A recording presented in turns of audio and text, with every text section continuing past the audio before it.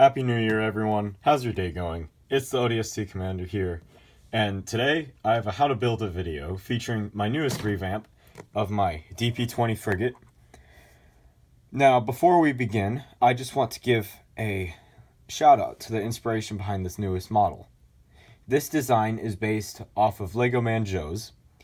I just decided to make one with blue secondary color instead of orange as he did. I will have his channel linked down in the description, so go check it out. He's pretty good. Now to the schematics for this ship in the universe of Star Wars. It was manufactured by the Corellian Engineering Corporation as one of the few dedicated warships that it produced. They also built the CR-90 Corvette. The Corellians really like to build good quality ships. We see this with the Millennium Falcon, the CR-90. Well, yeah, those two ships are very good.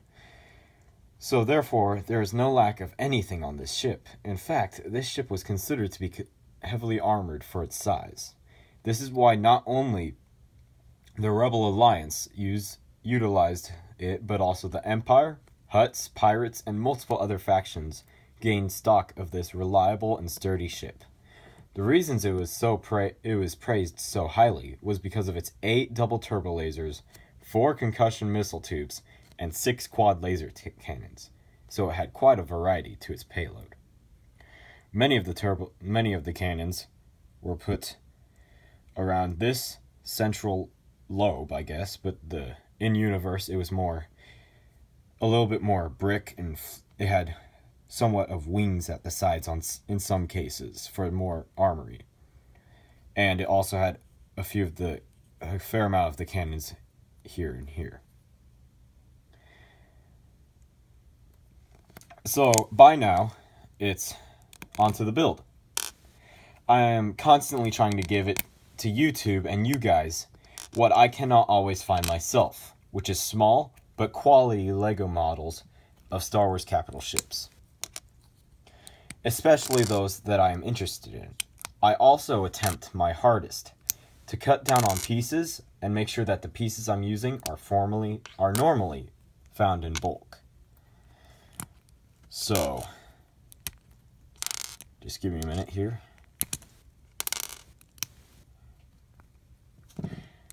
For further reference, just in case you guys will need a piece like this gray, I forget the actual term for this gray piece.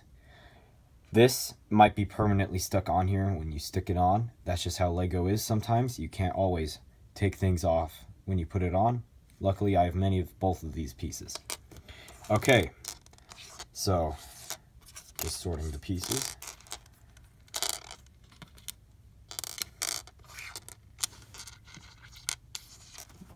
I have my grays, my light grays, my yellows for the engines. You guys can use orange, like a light orange, translucent orange if you want. The dark grays, and my blue. The 2 blue pieces that you'll need, or whatever color you choose. Could just be a different gray. And you don't have to use this. You can use different pieces if you want for greater,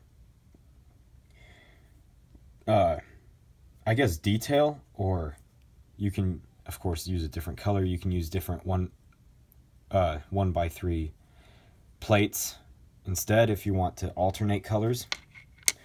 Okay, so one of these is basically always vital to a few of my smaller ships. I don't have too many of them. This is probably the most rare piece that you'll find in this whole build. Hopefully you have one if you're planning to build this. So I'm going to start off in the engines and work my way up. I'm going to start off with the main engine block, which is this 1x3 brick. Add on the 5 studded with holes Erling, and then add on the 3 engine ports, I guess is the word that you would use. I'm going to add on the engine coloring for it to show that they're on and to make it look better.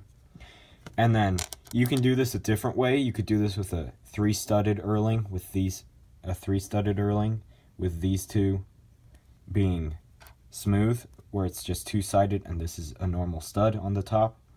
And you can use these like that, but since there are two studs here, that makes it impossible. And I just had this lying around, and I actually don't have many of those other priorly mentioned pieces. So I'm going to stick on two light gray 1x1 cheese slopes, and then I have two 1x2 light gray tiles. I'm going to stick those on the top and the bottom so that it looks like this. This is the engine block. It is completely done now. Now to work on the extension part of it. So you take your piece, and of course you would add on this, and you'd slide that on through here.